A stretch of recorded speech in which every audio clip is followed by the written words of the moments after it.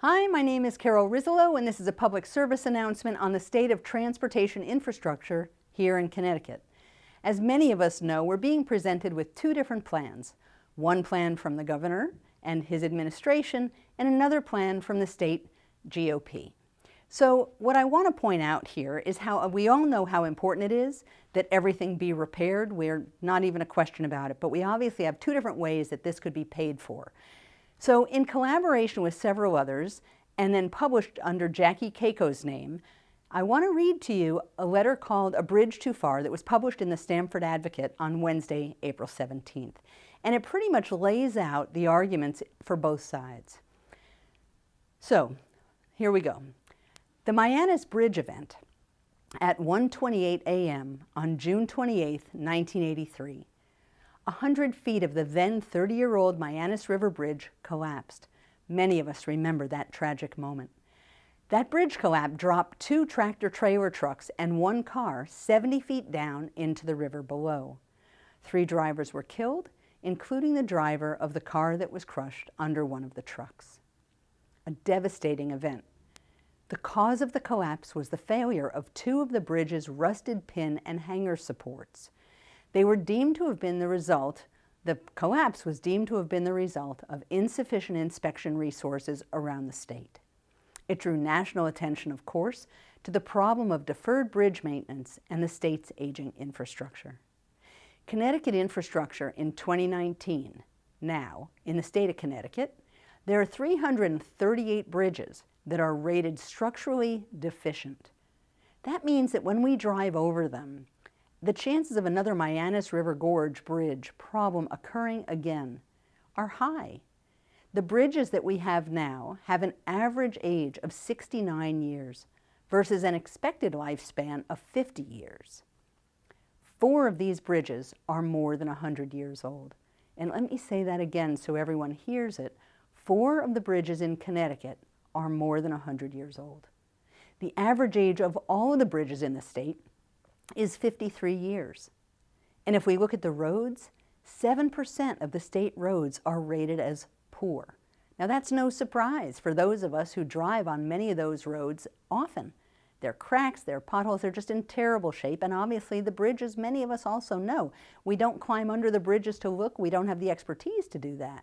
But we rely on the state of Connecticut and their inspections to tell us these things. So what are the facts and choices? Well, we need the amount and kind of investment in transportation infrastructure that tolls could pay for as a shared expense of Connecticut users of the roads and 40% of users from out of state. Now, let me just be clear about that number. Many people have said to us, well, when I stand on the side of I-95, I only see 1 out of 10 cars that are from out of state going by. Now we can debate whether you see 1 out of 10 or 4 out of 10 or 5 out of 10 from out of state going on the interstate. But what we know is that the governor's plan in the tolling intends to charge out-of-state vehicles a higher rate than they do here in Connecticut. So that's one thing to say about it. So the other choice, the GOP plan, would be bonds. The bonds would give 100% of the tab to nutmeggers and a free ride to all out-of-staters whose tolls we pay and whose roads we invest in every time we travel out of state, right? Many of us have driven into Massachusetts, and of course we're paying on the Mass Pike all the time. Their prices of gasoline are less. I know I just sort of took a left turn as far as understanding that, but gas prices in Connecticut are very high, trying to pay for the transportation infrastructure because we don't have tolls. A lot of people in Connecticut drive either to New York, New Jersey, Massachusetts for less expensive gasoline, but we're paying for tolls in those states. We are one of the only states on I-95 in the Northeast Corridor that don't collect money from tolls. So back to our differences in plans. Another difference between the two plans, the tolls plan wouldn't crowd out bonding for investments in our schools and university and in other crucial state infrastructure, universities, plural. The alternative, the GOP prioritized debt scheme, would take money away from our education spending. So this question, while we dither, which of the deficient 338 Connecticut bridges will be the next Mianus River Bridge event. We can't afford another one of these events. We can't afford the loss of life and the tragedy of it.